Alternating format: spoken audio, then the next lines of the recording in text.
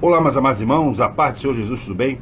Amados irmãos, aqui continuando com as parábolas, as explicações das parábolas, tá? E sempre, irmão, combinando com os dias de hoje, né? E ensinando para vocês, o objetivo desses vídeos é o seguinte, é combinar a palavra de Deus e te mostrar de uma maneira sem fanatismo, tá? De maneira prática, com alimento sólido, de que mostrando como a sua vida está submetida a um sistema maligno, entendeu? E como você escapar disso ainda que vivendo sob o domínio dele. Então, eu vou contar nesse vídeo uns fatos históricos aqui, entendeu? Esse vídeo vai ser bastante interessante. Essa parábola, ela se intitula, ela é muito conhecida e foi muito pregada. Ela se intitula, ela está no Evangelho de Lucas, no capítulo 18, a partir do versículo 18 também, diz assim a palavra do Senhor. Eu vou tentar explicar ponto a ponto. Certo líder judeu indagou-lhe: bom mestre, o que farei para herdar a vida eterna? O primeiro ponto aqui, irmão, que você sempre tem que observar é o seguinte: alguns personagens bíblicos, eles têm nome, porque eles têm uma história própria, uma relevância, entendeu? Não estou falando dos, vamos dizer assim, os personagens principais, como Moisés, Abraão, o próprio Jesus. Eu estou dizendo assim, pessoas que foram curadas. Por exemplo, a mulher do fluxo de sangue não tinha nome, entendeu? Mas o cego Bartimeu tinha, não está me entendendo? O segundo ladrão da cruz, que são os servos do Senhor, que o primeiro são as pessoas normais, ele tinha um nome, que era Dimas, entendeu? O homem que cortou a orelha lá o homem que teve a orelha cortada, né, por Pedro, lá no Gólgota, quando foram prender Jesus, o nome dele é Malco. Então, na literatura, tem uns personagens com nomes específicos. A história dele, apesar de trazer um ensinamento. Quando não tem nome, a literatura, o escritor está mostrando o que pode acontecer com qualquer um. Então, se torna uma situação atemporal. Versículo 19, questionou-lhe Jesus: por que me chamas bom? Ninguém é bom senão um, que é Deus. Jesus está falando o seguinte: a minha condição é 100% humana, tá? Eu vim para ser o exemplo. Por exemplo, Jesus não precisava ser batizado, porque ele não tinha pecado. A história mostrou isso, e o livro, a palavra de Deus também. Porque a palavra batismo, batismo, significa arrependimento. De que, Ricardo? Arrependimento de pecado. Então, como Jesus não tinha pecado, ele não tinha como se arrepender. Por isso que João Batista estranhou e não quis, né, até batizá-lo. Mas ele disse: não, convém, né, que seja assim para que se cumpra. Porque ele está falando o seguinte: eu vim dar o exemplo. Porque o verdadeiro líder, irmão, é o que dá o exemplo, entendeu? Aí Jesus fala no versículo 20: tu sabes os mandamentos: não adulterarás, não matarás, não furtarás, não dirás falso testemunho, honra teu pai e tua mãe.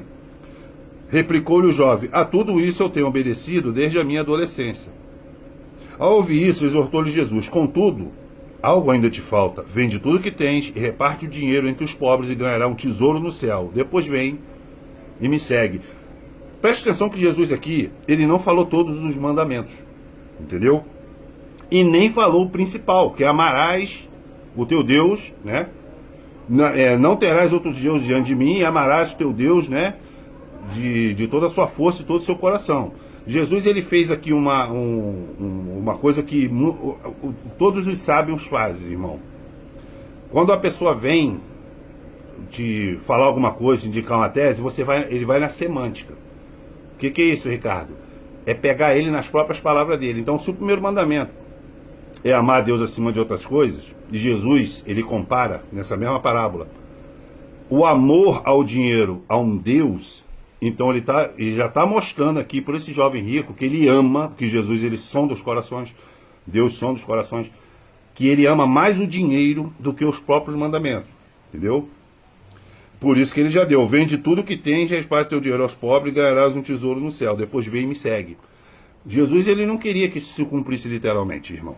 Está me entendendo? Ele estava provando, eu estou falando, Deus, ele está sempre provando a nossa reação e não a nossa ação, entendeu?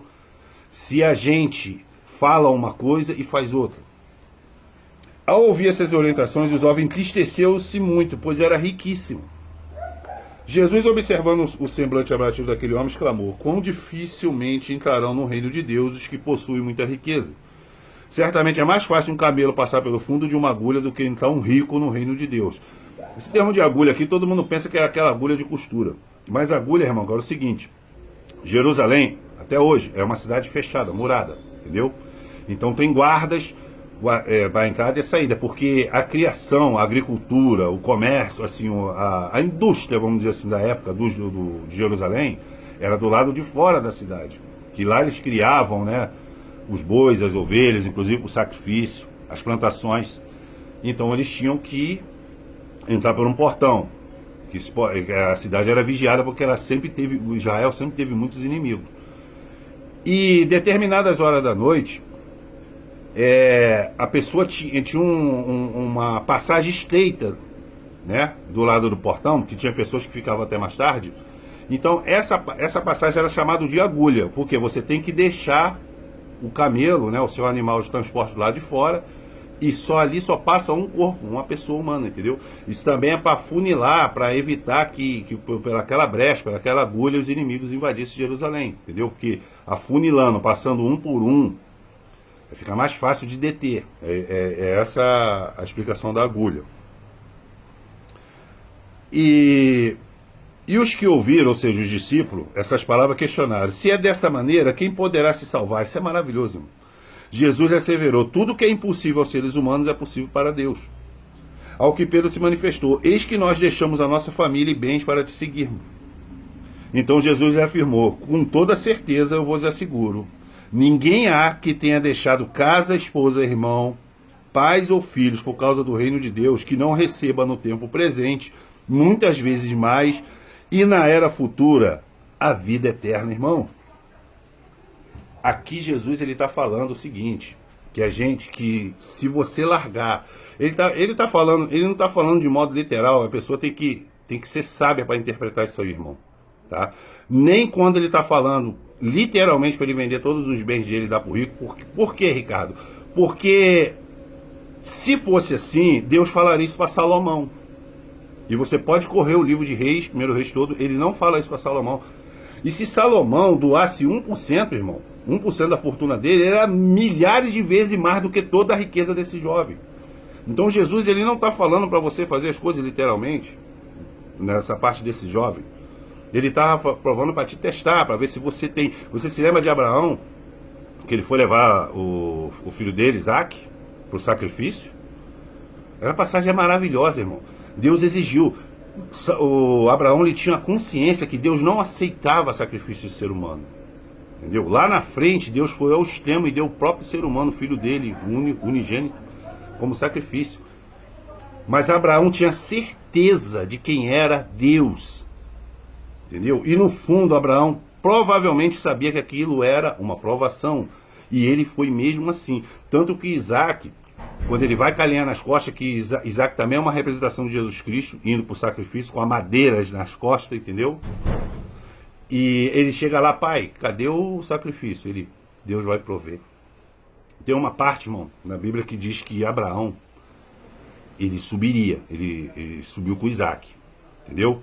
A ordem foi: sacrifica o seu filho. Ele foi, mas ele fala uma coisa interessante: eu vou lá adorar o meu Deus, eu vou obedecer ao meu Deus e vou descer com o meu filho. Isso é fé. Por isso que ele está na galeria principal de Hebreus dos heróis da fé.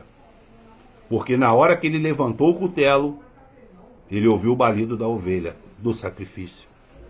Ou seja, ele passou no teste. Esse rico aqui não passou no teste. Aí Pedro, ele vem, ele fala assim... e um dos discípulos fala assim: quem é que vai poder se salvar então? Não está me entendendo? Aí Deus, ele mostra, Jesus está falando ali naquela parábola, nessa parábola também, que o sacrifício, ele não vem pelas obras. Entendeu? Porque pelas obras é impossível. Pelas nossas obras mundanas, carnais, nossas caridades, vamos dizer assim, e nossas razões. Ele está dizendo que a salvação vem pela graça. Ou seja, se era uma coisa impossível, Deus torna possível. Mas diante daquelas condições, vocês estão me entendendo, irmão? Aí Pedro emenda, ele entendeu que os outros discípulos, ele falou assim, eu abandonei pai, mãe, tudo para te seguir. Aí aí Jesus está falando ali, irmão, que você vai comer o bem dessa terra, nessa terra, e ainda vai ganhar a salvação eterna. Entendeu? Uma morada na Nova Jerusalém. Então, irmãos, você tem que saber interpretar certo tipo de parábola, né? Porque Deus não está mandando você abandonar seus pais, sair de casa, fugir de casa, não. Ele está falando é o seguinte, é a mesma coisa quando Jesus, nesse mesmo evangelho, ele fala assim, eu não vim trazer a paz, eu vim trazer a espada. Ué, você vê Jesus dando espadada em alguém? Mas você se lembra da substituição espiritual? O que é a espada? É a palavra de Deus praticada. Quando ele fala que veio trazer a espada, é o seguinte, irmão, a gente nasceu numa família, eu já expliquei isso no outro vídeo, a gente nasceu geralmente numa família cheia de crendice, a gente cresceu acreditando em um monte de coisa, desde criança acreditando em Papai Noel, em duende, a gente acreditando que manga com leite, né, mata, que não pode deixar chinelo desvirado, cheio de superstição.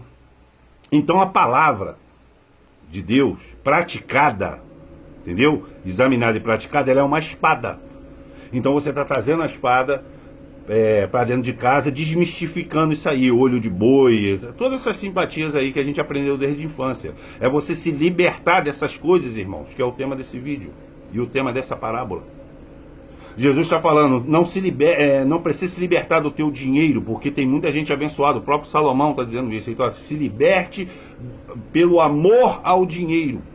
O problema é que o sistema colocou o amor ao dinheiro, o amor aos comportamentos, o amor a modas. Tu tá me entendendo? Como eu expliquei, tem mulheres que fazem sacrifícios mirabolantes, dietas loucas, sofrem, entendeu? Antes ela fizesse um jejum ao Senhor, que ela ia descobrir que ela se sentiria bem melhor. Mas ela faz jejum passar para quê? Para ficar mais magra, porque o sistema colocou na cabeça da mulher que o padrão de beleza é a loura, é a peituda, é com glúteos grandes, é a magra. Mas eu já falei, tu sabe aonde eu via muito esse padrão de mulher? Num filme pornográfico. Num filme pornô. Então saiba, mulher, que quando você se sacrifica pela sua aparência, você está querendo mostrar para o seu marido, seu namorado, o seu marido, seu namorado provavelmente vai te fantasiar como uma atriz pornô. Você tem que mostrar as suas qualidades internas e principalmente a sua personalidade, a sua inteligência. O corpo é relativo. Tu tá me entendendo, irmão? Minha irmã, você tá me entendendo, né? Isso serve para homem também. Então, meus irmãos, é esse processo da libertação que a Bíblia gira em torno. Por isso que Jesus ele canalizava tudo por parábola, porque Jesus já tinha consciência milenar por orações aos pais. E a gravidade daquele sacrifício, de ele ser um filho único, de um Deus incorruptível, 3 vezes santo, sendo dado em sacrifício e carregando todos os nossos pecados. Esse sacrifício não foi à toa, irmão. Então hoje, o que você está vendo hoje aí? Vamos falar de um cenário político que está acontecendo aí. Muita gente está vendo esse movimento aí como se fosse um de direita, né? Está entrando um monte de político de direita. Irmão, mas cuidado, que dentro dessa ala da direita tem uma vertente chamada liberalismo. Eu mesmo acreditava que esse sistema político, social, era uma boa, porque os ricos sempre dominavam, mas os ricos, eles criam empresas e dão emprego. A Bíblia fala de trabalho. Paulo fala, inclusive, assim, aquele que não quiser trabalhar, esse que não coma, entendeu? Ele não mandou o rico dividir com o pobre, entendeu? Aí, Ricardo, mas Jesus acabou de falar isso pro jovem rico, para provar ele, tá me entendendo? Assim como ele fez com Abraão. Tu acha que ele aceitaria? E ainda mais a promessa, o Isaac, que através de Isaac ele ia ser pai de multidões como a areia do mar. Tu acha que Deus aceitaria o sacrifício? Deixaria Abraão matá-lo? Então você tem que saber, irmão, o que é literal e o que é provação e o que é espiritual. Tu tá me entendendo? Porque Deus não manda Salomão. Se Salomão desse, eu já falei isso, Salomão desse 1% da fortuna dele, mataria a fome no mundo inteiro, que estava ali em torno de 50, 60 bilhões de pessoas, durante 80 anos. Tamanha fortuna. E não ia nem fazer cosquinha na fortuna de Salomão, irmão. Mas Deus tem um sistema. O liberalismo, Ele vem de Satanás, porque é um sistema político. Não existe sistema político hoje, irmãos, no mundo, sob a batuta do Espírito Santo de Deus.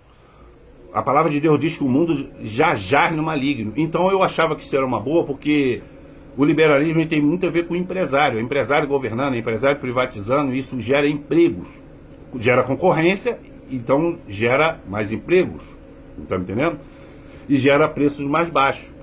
Mas, irmão, se você estudar as figuras que estão por trás desse sistema, são pessoas que só querem saber do próprio bolso. Só gera emprego porque eles não vão sujar as mãozinhas dele para trabalhar, e nem tem como, porque eles são donos de verdadeiros impérios. Só que a maioria das políticas deles, irmão, vocês sabiam, irmão, se vocês pesquisar, tá? Não estou falando nada da minha cabeça, não. Vocês sabiam que o plano cruzado do Era Collor, quem é mais velho aí se lembra, ele teve que ser submetido ao FMI? Ué, mas que negócio é esse? Cadê a soberania nacional? Vocês sabiam, irmão, que a gente vivia até pouco tempo, há menos de 200 anos atrás, a maioria do sistema, você vê isso em 1 Reis, era do imperialismo, tinha um rei. Tu sabe quando acabou a maioria dos impérios? Qual é a época que acabou com a maioria dos impérios? Que começou a vir república? Foi depois da Primeira Guerra Mundial. É um evento recente. Porque foi dali que começou a surgir esses oligarcas, que eles têm viés econômico e macroeconômico, vamos dizer assim, que começou a mandar, inclusive, na soberania e na política dos países. Vocês sabiam que Emmanuel Macron, que agora levou uma surra nas urnas, aí ia estar falando, mas agora ele vai governar, ele é um boneco. Você tem que saber da notícia fora da imprensa, e você tem que fazer ao contrário, irmão. Se a velha mídia, principalmente a Rede Globo, fala pode ter certeza, 99% de certeza, que aquilo que ele está mostrando é o B. Sabe quem era Emmanuel Macron? E na época foi fartamente divulgado, mas como o povo estava em estado de festa, vendo só para contrariar, é o Tchan, entendeu? E pagodes e mais pagodes, não prestou atenção nisso. Emmanuel Macron foi banqueiro dos Rothschilds. Você se lembra desse nome? Rothschild, Rockefeller, Bilderberg. Ué, mas não era uma teoria da conspiração? Eu vi sobre isso, irmão, ninguém inventa nada à toa, não. O sistema correu para falar que era teoria da conspiração, porque quando começou esses nomes sair na mídia, eles começaram a ficar desesperados. Eles falaram, fomos descobertos. Se você estudar muito mesmo sobre isso, você vai ver que essa turma ela vem lá da época da Babilônia, irmão. Mas era como uma eminência parda. Eles têm até um viés religioso, um sistema religioso por trás, chamado maçonaria, que se apresenta como uma seita secreta e que prega caridade. Mas, irmãos, é ela que gera, é ela que rege espiritualmente a cabeça desses anticristos. Esses camaradas, irmão, o que eles dão pra gente é esmola. Tu tá me entendendo? A gente teve um presidente aí, esse ele tá sendo defenestrado agora, tentando condenar ele, que eu tô falando do Bolsonaro, porque ele é o nacionalista da antiga. Como eu falei, ele arrumou briga com esses caras. Esses caras usam a mídia, ele nunca vai falar, não, você arrumou uma briga comigo, agora todo mundo vai ver como eu vou te derrotar porque eu sou mais poderoso. Não, ele usa a mídia. E muitas pessoas, entendeu? Para acreditar que os candidatos dele são melhores. E como ele não tem como contradizer uma pessoa, eles começam a usar de mentira. Se libertam dessas coisas, irmão. Passam a pesquisar. Macron era banqueiro do Rothschild, irmão. A venda da Vale do Rio Doce, que era a nossa mineradora, foi avaliada pelo escritório do Rothschild. Tá me entendendo? Tem uma empresa aí chamada Ecopar, né? A empresa dando lucro direto. Eles venderam a preço de banana, assim como venderam a Vale por preço de banana por grupos ligados a essas pessoas. Nós somos uma eterna colônia, irmão. Não é só de Portugal, mas não, igual a gente aprendeu nos livros de história. A gente é colônia dos donos do mundo. Isso não é teoria da conspiração. A teoria da conspiração está virando uma verdade absoluta. É um grupo de família, tá? E tem muitos rostos conhecidos nessa família. Fernando Henrique Cardoso, Oswaldo Aranha, Quem mais? Agora os mais modernos aí, Armínio Fraga, Sérgio Moro, Deltan Dallagnol, é tudo da turma desse povo. O Bolsonaro, quando governou, ele estava cercado de globalistas por todos os lados. É por isso que ele quis implementar pautas para o desenvolvimento do país que foram barradas, inclusive pelo judiciário, irmão. Ferrogrão, entendeu? Que escoar a produção a preço mais barato ia diminuir o preço do arroz em quase R$10, irmão, um pacote de 5 quilos. É só sair. Aí outro braço usa a histeria ambiental, o negócio dos indígenas. Já não pode fazer a ferrovia aqui porque vai atrapalhar o sono dos índios. Os índios querem desenvolvimento, irmão. Por isso que eu achava engraçado, eu tenho índio aí que tem camisa do Flamengo e com Toyota Hilux, querido. Índios empresários. São indígenas, mas eles querem desenvolvimento. Ah, mas não pode por causa de quê? Porque vai passar por áreas de minérios que eles querem explorar secretamente usando ONGs. Então nós somos uma eterna colônia, a gente não sai do lugar, irmão. E entra um candidato, sai outro candidato. Esse Fernando Henrique é do sistema, irmão. Ele foi colocado aí, agora estão levantando o outro aí. Qual é o nome dele? Tal de governador Ratinho. Vai vir candidato. E não me admiro, né? O sistema usar toda aquela força fraudulenta dele para botar o cara. Tem que seguir a cartilha do cara. Enquanto isso, a gente está brigando, direita, esquerda. Tu tá me entendendo, irmão? Porque a briga... Ontem eu fui num ágape maravilhoso lá na igreja, irmão. Mas que presença de Deus maravilhosa que eu senti ali. Que coisa aconchegante. Sabe por quê? Porque eu parei para pensar aqui. Vem cá, tem algum irmão aqui que brigou comigo, que foi ríspido comigo? Eu falei, não. Eu amo todos eles. É a melhor composição de igreja que eu já vi na minha vida. Irmãos e irmãs diferentes, moram em locais diferentes, tamanhos diferentes, cores diferentes, pensamentos diferentes, profissões diferentes, mas uma coisa em comum, todas as pessoas maravilhosas, começando pelo meu pastor. Por isso que eu me senti bem. E por isso que Satanás geme, porque é aquela união, irmão, em torno de um ágape. A palavra foi o quê? A palavra fugiu do protocolo, porque geralmente nessas reuniões a gente enfatiza a união. Mas Deus mandou o meu pastor falar sobre a carta de Judas. A carta de Judas, ele fala de infiltrados dentro da igreja. Então, é uma palavra para você evitar. Você tá me entendendo? Para você identificar um infiltrado. E não falar que 2 mais 2 é 4. Eu entendi Deus ali na hora. Porque falar que 2 mais 2 é 4, todo mundo entende. Uma parábola, essa parábola você já leu várias vezes, mas você às vezes não entende. Quando Jesus ele fala a palavra de... Ele fala assim, Pai, não peço para tirar eles do mundo, falando dos discípulos. Mas, na mesma frase ele fala, mas santifica-os na verdade, a tua palavra é a verdade. Quando ele fala santifica, todo mundo lê isso aí e deixa para lá. Assim como muita pessoa que viu o vídeo até aqui vai deixar para lá. Mas o objetivo desse vídeo é plantar uma semente no teu coração. Quando ele fala santifica, você preste atenção na palavra santificado. Santifica-os na verdade, a tua palavra é a verdade. Essa palavra santifica também está na oração do Pai Nosso. Santificado seja vosso nome. Então você sempre tem que ir na semântica. O que é santificação? É separado, cortado e separado. De que, Ricardo? Do sistema. Aí você entende melhor o que Jesus está falando. Ele está falando, Pai, não precisa tirar ele do mundo. Eu acabei de fazer uma série de vídeos sobre Êxodo. Eles moravam na cidade de Gozen, onde não chegou nenhuma praga. Então ele está falando, eu não estou pedindo para tirar do mundo, eu estou pedindo para vocês protegê-los e separá-los do mundo pela sua palavra, aleluia. É isso que Jesus está falando. É assim que você tem que entender a palavra. Isso é meditar na palavra, tu está me entendendo? Porque quando você se separa do mundo, você precisa de um parâmetro para seguir. Eu cansei de falar aqui, todo mundo sabia. Todo mundo sabia. Há mais quanto? Mais de 5 mil, quase mais de 6 mil anos. Como funcionava a terra pela Bíblia, pelo livro de Isaías, por 2 ou 3 salmos, que eu não me lembro o nome agora, por Jó 40, Jó 42, por Josué, o livro de Josué, como é o funcionamento da terra e que o sol e a lua que giram e não a terra. Aí vem um cara só em 1600 e pouco,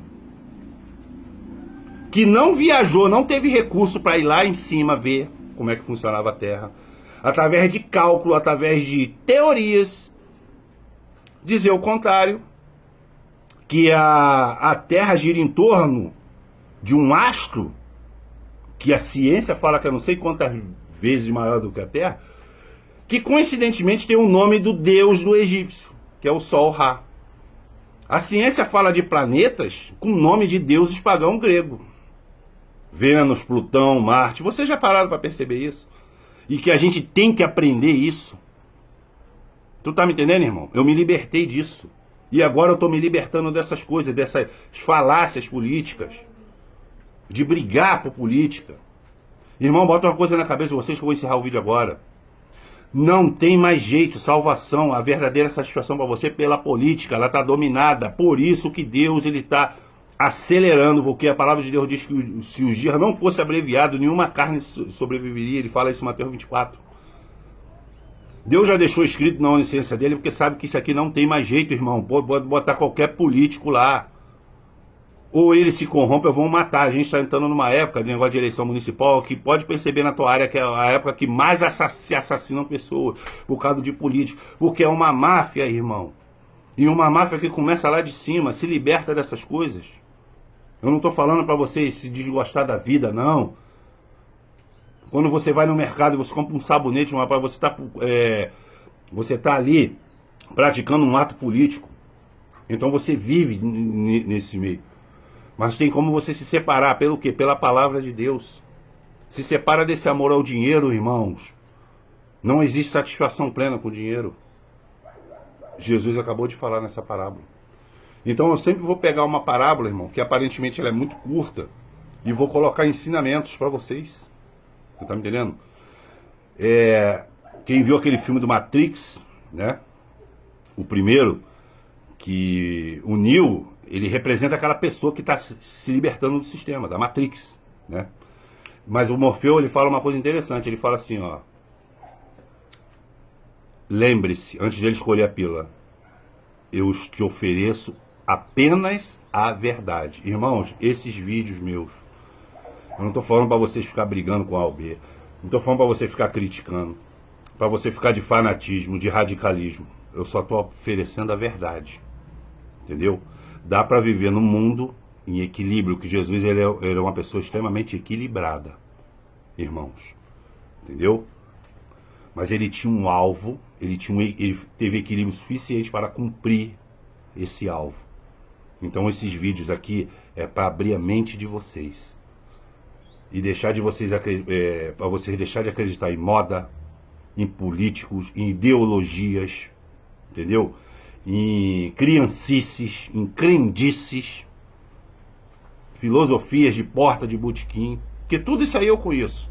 E tudo isso aí é uma furada, porque não tem base na verdade. Tá me entendendo, irmãos? Então, qualquer coisa deixa nos comentários. Até os próximos vídeos e Deus abençoe a todos grandemente.